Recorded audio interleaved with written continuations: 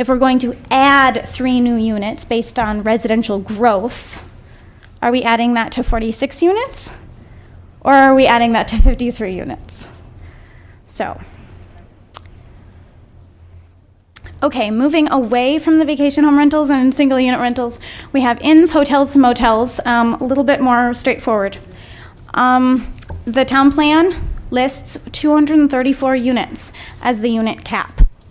My research found possibly in operation. I'm not 100%, there's no 100% guarantee that all of these either are in operation or have been found by my research efforts, but I found 251 possibly in operation.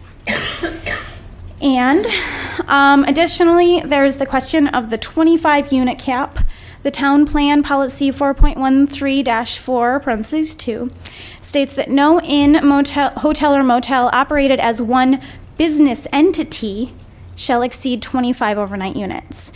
And some units actually are operating more. And it's important to mention that 2 facilities, I think it was the Mendocino Hotel and the Hill House, are kind of exempt from that because they actually had more units than 25 at the time of certification.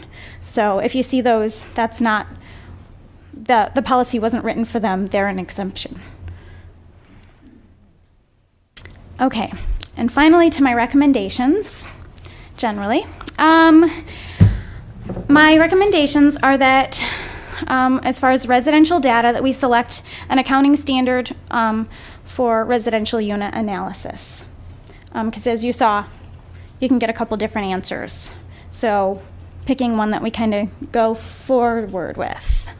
Also, vacation home and single unit rentals, selecting an interpretation of the town plan policies, and correct the language ambiguity and contradictory language so that when future planners pick up the plan to follow it, it's not confusing. There's only one possible answer and they know what to do.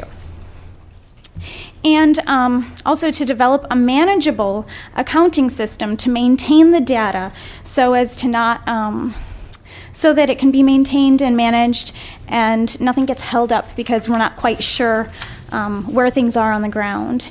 And my thought on this is the word optimization, applying, basically attaining the best possible method that would both get the maximum amount of data accuracy as well as the maximum amount of manageability, and where those two meet would be the optimum method, is my thought on the matter. And now I will be willing and happy to take your questions. Questions from the board? All clear? I Excellent.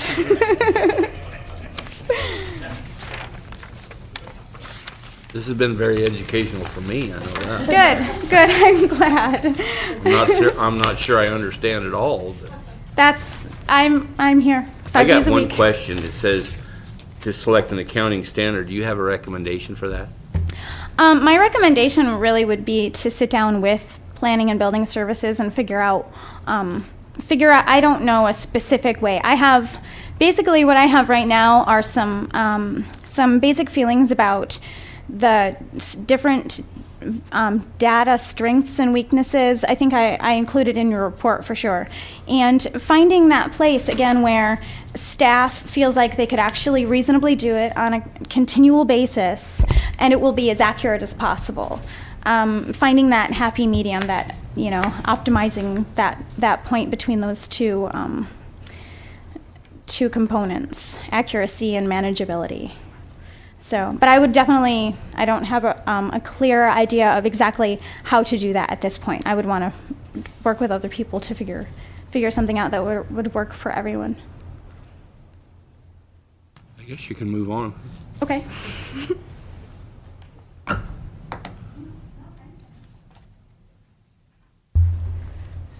So if I could just refer you back to the list of topics. Now that you've seen this, I think what this list of topics is will make a little bit more sense, because seeing it kind of out of context. So just so you know where that is, and then I think it's basically open for discussion.